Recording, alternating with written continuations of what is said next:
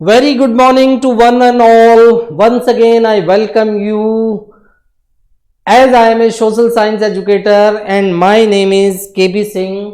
And आप जैसे सभी बच्चे जानते हैं कि पिछले काफ़ी समय से हम लोग सोशल साइंस के बारे में बात कर रहे हैं और सोशल साइंस में हम लोगों ने आपके हिस्ट्री में भी हमने थोड़ी सी बात की थी, ज्योग्राफी के कुछ चैप्टर्स हम लोगों ने तैयार कराए हैं। इसके अलावा economics and political science we also recorded some useful lecture for all the student of 10th class.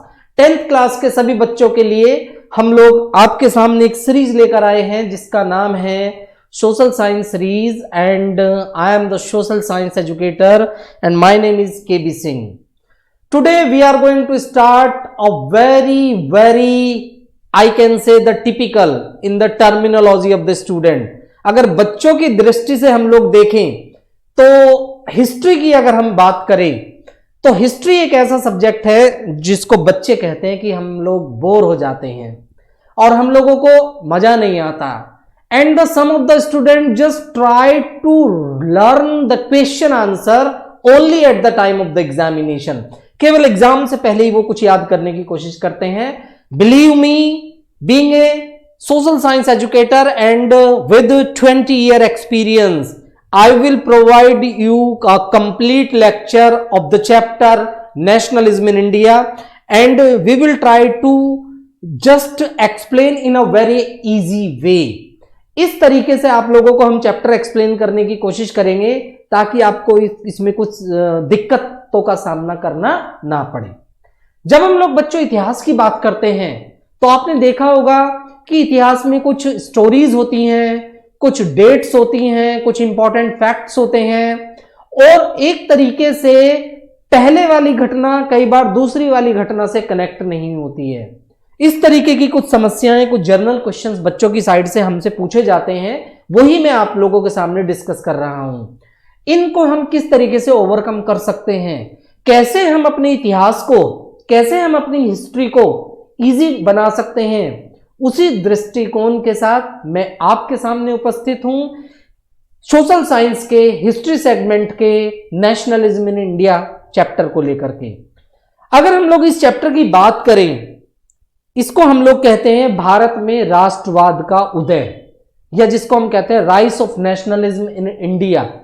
Bharat में किस तरीके से राष्ट्रवाद का उदय हुआ। जब हम लोग राष्ट्रवाद की बात करते हैं, जब हम लोग नेशनलिज्म की बात करते हैं तो it means just we can say everything for the nation. देश के लिए जीना, देश के लिए मरना, उसके आगे कुछ नहीं, nothing, everything for the nation.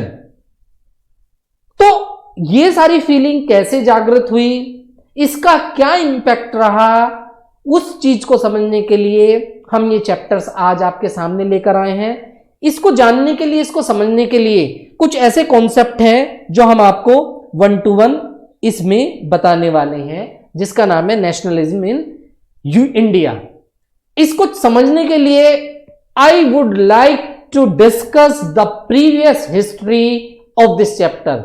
इस चैप्टर से पहले की कुछ प्रीवियस हिस्ट्री हम लोग आपके सामने डिस्कस करना चाहेंगे। अगर इन जनरल आप लोग बात करें बच्चों, तो भारत के इतिहास की हम लोगों ने अकबर को पढ़ा, हम लोगों ने शाहजहां को पढ़ा, हमने शेर शाह सूरी को पढ़ा, हमने चोल वंश को पढ़ा, हमने मंगोल्स को पढ़ा, तमाम लोगों को हम लोगों ने पढ़ा और एक निश्चित समय के लिए मुगलों का शासन भी हमारे देश में रहा, हिंदू शासक भी रहे थे और देश छोटी छोटी देसी रियासतों में बटा हुआ था। लेकिन हम लोग आज का ये जो लेक्चर है बच्चों, इसको शुरू कर रहे हैं एक तरीके से ब्रिटिशर्स के आगमन के साथ, कि ब्रिटिशर्स कब आए, कैसे कहानी बनी और क्या क्या निकल कर आया और उसकी जो परिणति थी, उसका जो रिजल्ट था वो किस तरीके से देखने को मिला, वो हम सब लोग बात करने वाले हैं। अभी मैं चैप्टर के किसी टॉपिक को डिस्कस नहीं कर रहा हूं। I try to explain that कि किस तरीके से भारत का इतिहास शुरू होता है और वो धीरे धीरे धीरे धीरे 1947 तक पहुंचता है और देश आजाद होता है। उसको जानने के लिए, उसको समझने के लिए कुछ ऐसे कॉन्सेप्ट हैं जो हमें देखने होंगे। वो क्या कॉन्सेप्ट है उसको हम शुरू करते हैं। बात करते हैं 1600। ये जो 1600 है, this is the year when British East India जो कंपनी थी वो भारत में आई। यानी कि ईस्ट इंडिया कंपनी भारत में 1600 सेंचुरी में आई। And not only British East India Company, apart from Britishers that French के साथ Dutch and Portuguese, these also came in India. और ये भारत में इस पर्पज के साथ आए थे कि हम भारत में अपना व्यापार करेंगे। भारत में फ्रांसीसीज आए, भारत में डच आए, भारत में पुर्तगीज आए और अंग्रेज तो आए थे। ये भारत में इस उद्देश्य के साथ बच्चों आए थे कि हम भारत में अपना व्यापार करेंगे और व्यापार करने के साथ हम कुछ पैसा कमाएंगे और यहां से चले जाएंगे। जैसे कि उस समय भारत एक राष्ट्र नहीं था, छोटी छोटी देसी रियासतों में बटा हुआ था। हर स्टेट, हर प्रांत के अलग अलग शासक थे। तो हर शासक की अपनी मोनोपोली थी, हर शासक की अपनी एक स्टोरी थी, हर शासक की अपने कुछ रूल्स एंड रेगुलेशन थे। तो इन विदेशी कंपनियों को भारत में आने में बहुत ज्यादा दिक्कतों का सामना नहीं करना पड़ा। भारत में ये लोग आते हैं, आने के बाद अपना बिजनेस सेटअप करते हैं और बिजनेस सेटअप करने के साथ साथ जो फ्रांसीसीज थे ये बिजनेस करके इंडिया से चले जाते हैं। जो डच थे ये भी काफी बड़ी मात्रा में चले जाते हैं और जो पुर्तगीज थे ये भी कुछ एरियाज से चले जाते हैं। केवल आपका गोवा है, दमन है, द्वीप है, ये कुछ ऐसे एरियाज थे जहां पर पुर्तगीज का होल्ड था। अदरवाइज ये भी देश से चले गए अपना बिजनेस करने के बाद। अब बात आती है कि पुर्तगीज चले गए, ब्रिटिश फ्रांसीसी चले गए, सभी लोग चले गए। उसके बाद बचा कौन? उसके बाद बचे केवल जिसका नाम था British. And they have try to establish their empire in India with the help of Indian rulers. Bharat में भारत के जो शासक थे, जो अलग अलग देसी प्रांतों के शासक थे, उनके सहयोग से इन्होंने धीरे धीरे अपनी जड़ें जमानी शुरू कर दी, अपनी सत्ता जमानी शुरू कर दी। और जब इन्होंने अपनी जड़ें जमाई, उसका इनका एक सीधा सा फंडा था, सीधा सा एक रूल रेगुलेशन था, जिसका नाम इन्होंने दिया था डिवाइड एंड रूल। यानी कि बांटो और शासन करो की पॉलिसी के तहत इन्होंने धीरे धीरे डिवाइड एंड रूल पॉलिसी को चलाया। And gradually they have established their own empire in whole India. Bharat में लगभग समस्त क्षेत्रों पर, सारे एरियाज पर इन्होंने अपने एम्पायर को एस्टैब्लिश कर लिया। तो ये कहानी है कि किस तरीके से ब्रिटिशर्स धीरे धीरे हमारे देश में आगे बढ़ते चले गए। जब ये ब्रिटिशर्स आगे बढ़े तो कुल मिलाकर 16वीं शताब्दी में कुछ नहीं हुआ, 17वीं शताब्दी में कुछ नहीं हुआ, कुल मिलाकर 18वीं शताब्दी में, 18वीं शताब्दी का मतलब है, या मैं ये कहूंगा कि 19वीं शताब्दी में कुछ जागरूकता, कुछ मनोयोग भारतीय लोगों के मन में फैले और उसी आधार पर एक आंदोलन की चिंगारी भारत में जागृत हुई। उस आंदोलन की चिंगारी को हम कहते हैं रिवॉल्यूशन ऑफ 1857। 1857 वो पहला ईयर था जब भारत के लोगों ने अंग्रेजों के खिलाफ पहली बार एकता के सूत्र में बंध करके एक बिगुल फूका था। वो 1857 की क्रांति थी और उस 1857 की क्रांति के जनक बहुत सारे लोग थे, जिसमें कि सबसे पहले जो नाम आता है आपका, अगर हम 1857 की क्रांति की बात करें तो कई सारे ऐसे नाम हैं जिन्होंने इस क्रांति को शुरू किया, जिसमें कि कुछ शहर हैं कानपुर, कुछ शहर हैं झांसी, कुछ शहर हैं लखनऊ और कुछ शहर जैसे कि दिल्ली। अगर मैं कानपुर की बात करूं, नाना साहब थे। अगर मैं झांसी की बात करूं, रानी लक्ष्मीबाई, लखनऊ में भी थे और दिल्ली में बहादुर शाह जफर थे।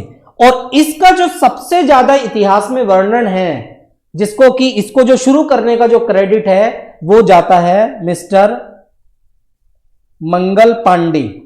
मंगल Pandey was the first person those who raise the question against the injustice which is done by the Britishers against Indians. Bharat के लोगों के खिलाफ जो अनजस्टिस किया था उसके खिलाफ सबसे पहली आवाज को बुलंद करने वाले अगर कोई व्यक्ति थे वो थे आपके बहादुर शाह मंगल पांडे। इसका मुख्य कारण यह था कि ये मेनली अंग्रेजों की सिपाही थे, अंग्रेजों की सेना में थे, और अंग्रेजों की सेना में जो कार्टेज बनाई जाती थी, जो कारतूस बनाए जाते थे, उसमें इस तरीके की शंका थी कि उसमें सुअर और जो गाय होती है उसकी चर्बी को मिलाया जाता था। और उस समय ब्रिटिशर्स की आर्मी में हिंदूज भी थे और मुस्लिम्स भी थे, तो उस कारतूस को मुंह से छील करके यूज किया जाता था। अगर हिंदूज उसको करेंगे तो उसमें गाय की चर्बी है, उनका धर्म भ्रष्ट होगा। अगर मुस्लिम्स है तो उसमें सुअर की चर्बी है, उनका भी धर्म भ्रष्ट होगा। So the Mangal Pandey have raise this question and they have बिगुल फूंक दिया उन्होंने अंग्रेजों के खिलाफ। और जब उन्होंने अंग्रेजों के खिलाफ बिगुल फूंका तो यह पहला स्टेप था भारत के लोगों का जो उन्होंने अंग्रेजों के खिलाफ उठाया था, जिसको कहते हैं 1857 की क्रांति। और 1857 की क्रांति वो पहली क्रांति थी जो भारत के लोगों ने अंग्रेजों के खिलाफ फूकी थी। जैसे कि मैंने आपको बताया, उस समय भारत छोटी छोटी देसी रियासतों में बटा हुआ था। कानपुर अलग, लखनऊ अलग, झांसी अलग, दिल्ली अलग।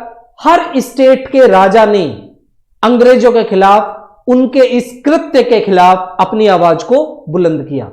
मैं चैप्टर का पोर्शन नहीं बता रहा हूं आपको, उससे पहले की कुछ कहानी बता रहा हूं, उसको बेस बताने की हम लोग कोशिश कर रहे हैं कि किस तरीके से 20वीं शताब्दी में जाकर के 19वीं शताब्दी के लास्ट में जाकर के राष्ट्रवाद की भावना जागृत हुई। यह कोई एक दिन की कहानी नहीं है, एक दिन का इतिहास नहीं है। ये बहुत पुरानी फीलिंग्स हैं जो दबी हुई थी, जो 19वीं शताब्दी के लास्ट में और 20वीं शताब्दी में भारत के लोगों के हृदय में जागृत हुई। और उसका जो परिणाम था, उसका परिणाम आज आप लोग देख रहे हैं, हम लोग देख रहे हैं। अब भारत एक इंडिपेंडेंट देश है, भारत एक रिपब्लिक देश है, भारत का अपना एक कॉन्स्टिट्यूशन है, भारत की अपनी कुछ स्ट्रक्चरल सीमाएं हैं, और हम लोग बड़ी शान और शौकत से जीते हैं और बड़े प्यार से कहते हैं सारे जहां से अच्छा हिंदुस्तान हमारा, हम बुलबुले हैं इसके ये गुलशिता हमारा। Because the credit can be given to the people, those who struggle against British East India Company. Mangal Pandey वो पहले व्यक्ति थे जिन्होंने शुरू किया। रानी लक्ष्मीबाई ने झांसी में इसी आंदोलन को कैरी किया। लखनऊ में और तुम्हारे कानपुर में अलग अलग जो हमारे प्रोमिनेंट लीडर थे उस समय, जो उस समय के शासक थे, उन शासकों ने इस आंदोलन को शुरू किया। और कुल मिलाकर जो पूरा का पूरा मूवमेंट अंग्रेजों के खिलाफ चला था, उसको जो लीड किया था, उसको लीड करने की जो रिस्पॉन्सिबिलिटी थी बच्चों, उसको लीड करने की रिस्पॉन्सिबिलिटी थी जो हमारे दिल्ली के शासक थे, जिनका नाम था बहादुर शाह जफर। बहादुर शाह जफर ने इस पूरे आंदोलन को लीड किया। यहां पर मैं उनकी एज आपको बताना चाहूंगा, क्योंकि एज भी आगे चल के इस क्रांति के फेलियर का एक कारण बना। जो अभी इसी क्रांति को हम शुरू कर रहे हैं, इसको फेल भी करेंगे। कारण उसी समय के कुछ कारण रहे थे। उस समय बहादुर शाह जफर की एज थी 80 ईयर्स। अब आप खुद सोचिएगा, can you imagine a person those who have complete their 79 year, क्या वो किसी आंदोलन को, किसी मूवमेंट को कंट्रोल कर सकता था? और वो भी एक ऐसा आंदोलन, एक ऐसा मूवमेंट जो अंग्रेजों के खिलाफ भारतीयों ने पहली बार फूका था। 1857 की क्रांति होती है। मंगल पांडे इस क्रांति के जनक कहे जाते हैं। भारत के अलग अलग देसी रियासतों के राजाओं ने अपने अपने क्षेत्रों में अंग्रेजों के खिलाफ इस क्रांति को बुना और बहादुर शाह जफर ने इस क्रांति को अग्रणी किया। But my dear student, this revolution which is started by Bahadur Shah Zafar, which is started by Mangal Pandey, Tatya Tope, Rani Lakshmibai, it is completely failed. जो हमारी क्रांति थी वो फेल्ड हो गई। अब जब क्रांति फेल हुई, उसका कोई मलाल नहीं है, उसका कोई दुख नहीं है, बट दिस क्रांति, this revolution give the idea to the mindset of the peoples of India that कि if we want to get success against Britishers, अगर हम अंग्रेजों के खिलाफ सक्सेस होना चाहते हैं, अगर हम अंग्रेजों के खिलाफ आगे लड़ना चाहते हैं, we are suppose to be united. हमें यूनाइट होने की आवश्यकता है, बिना यूनाइट हुए हम लोग नहीं सक्सेस हो सकते हैं। अब जब ये पहली क्रांति हुई, ये क्रांति फेल भी हुई। इस फेल होने के पीछे कई सारे कारण थे। सबसे पहला कारण था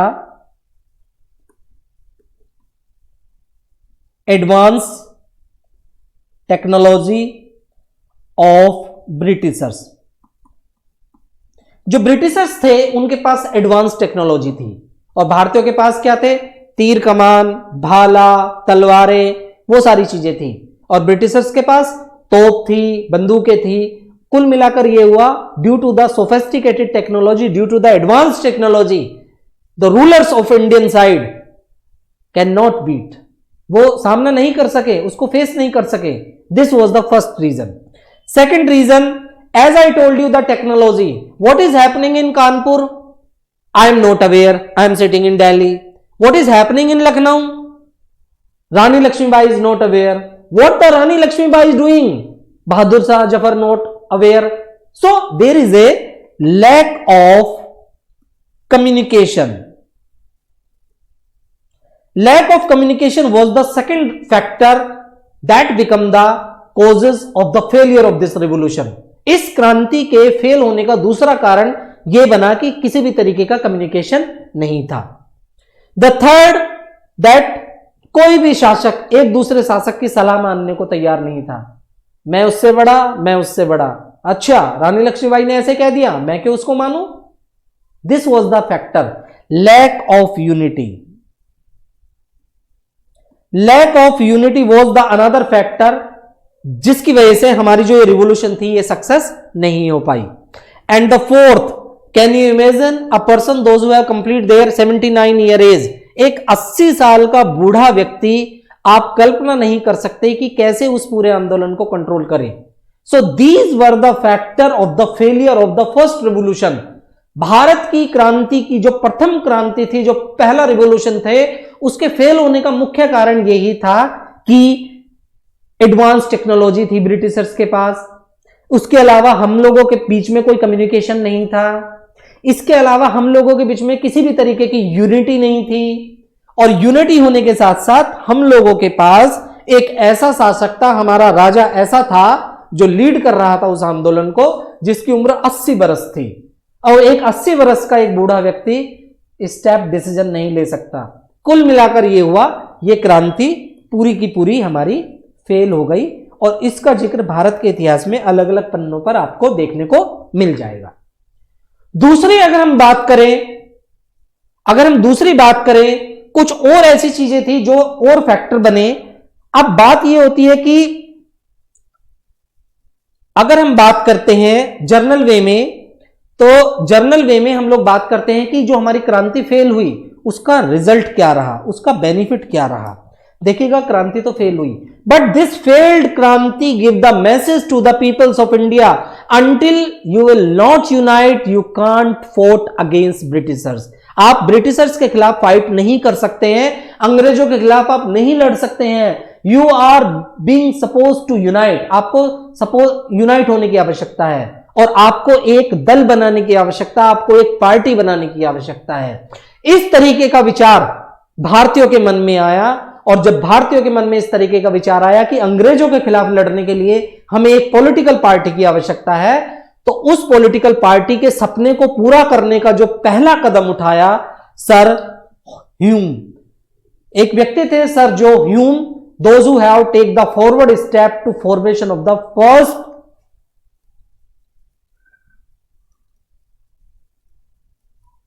पॉलिटिकल पार्टी। और जब हम फर्स्ट पॉलिटिकल पार्टी की बात करते हैं, हमारे जहन में एक ही क्वेश्चन आता है जिसका नाम है Congress. This was founded by the so many of leader in 1885। 1885 का वो समय था बच्चों, जब भारत के अंदर पहली राजनीतिक दल की स्थापना हुई, और उस राजनीतिक दल को नाम दिया गया भारतीय राष्ट्रीय कांग्रेस। इसको हम कहते हैं Indian national Congress. This was founded in 1885।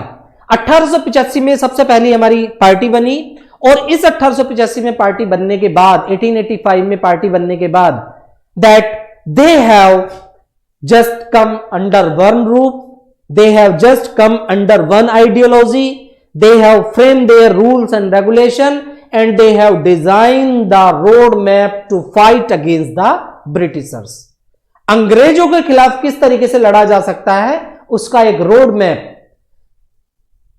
Congress के बैनर तले 1985 में सबसे पहले 1885 में यह बना। और इस तरीके से हम कह सकते हैं कि यह पहला स्टेप्स था जब देश के अंदर किसी राजनीतिक दल की स्थापना हुई और उस राजनीतिक दल ने एक तरीके से हम भारत के लोगों को यूनाइट करने का प्रयास किया।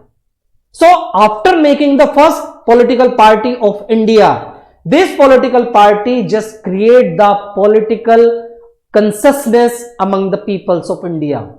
भारत के अलग अलग क्षेत्रों में भारत के लोगों में राजनीतिक चेतना जागृत करने का कार्य जो स्टार्टिंग में किया, उस पार्टी का नाम था भारतीय राष्ट्रीय कांग्रेस।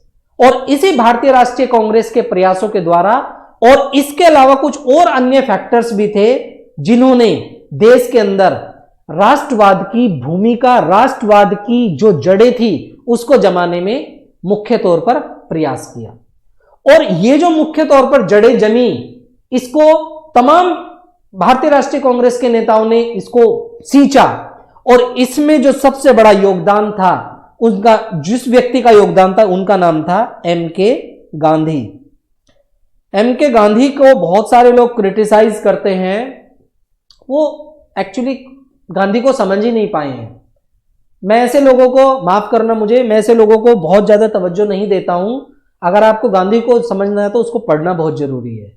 महात्मा गांधी वो व्यक्ति थे जिन्होंने भारत के अंदर राष्ट्रवाद को फैलाने में, पॉलिटिकल कंसिस्टेंस, राजनीतिक चेतना को जागृत करने में अपना महत्वपूर्ण योगदान दिया। 16वीं शताब्दी में आए, 16वीं शताब्दी में आने के बाद धीरे धीरे अपने पैर जमाए, डिवाइड एंड रूल की पॉलिसी को अडॉप्ट किया। बाद में भारतीयों ने एक संघर्ष किया जिसको हम 1885 के संघर्ष के नाम से जानते हैं। और उसके बाद भारत के लोग यूनाइट हुए। यूनाइट होने के बाद एक तरीके से they have frame their first political party, उन्होंने अपनी पहली पॉलिटिकल पार्टी को जनरेट किया जिसका नाम था भारतीय राष्ट्रीय कांग्रेस। और भारतीय राष्ट्रीय कांग्रेस के तमाम ऐसे पॉलिटिकल लीडर्स थे जिन्होंने एक तरीके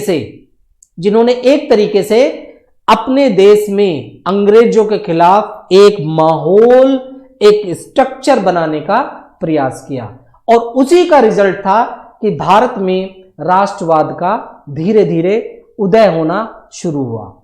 अब उस भारत में राष्ट्रवाद के उदय के, फीलिंग ऑफ नेशनलिज्म के क्या क्या कारण थे, क्या क्या फैक्टर्स थे, क्या क्या वो घटनाएं थी जिन्होंने इस राष्ट्रवाद की भावना को जन्म दिया और ज्यादा स्ट्रॉन्ग किया, उसके बारे में हम लोग इस चैप्टर के कुछ ऐसे सेगमेंट है जिसको हम लोग डिस्कस करेंगे, जो पूरी तरीके से आपको यह बताने की कोशिश करेंगे कि किस तरीके से भारत में राष्ट्रवाद की प्रगति हुई।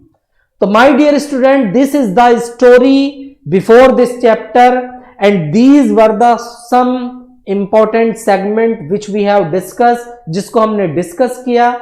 Now we will discuss the few segment in the next lecture कि किस तरीके से भारत में राष्ट्रवाद की भावना पनपी और उसके क्या क्या रिजल्ट रहे और क्या क्या उसके फैक्टर रहे, वो सारा का सारा डिस्कशन हम नेक्स्ट लेक्चर में करेंगे।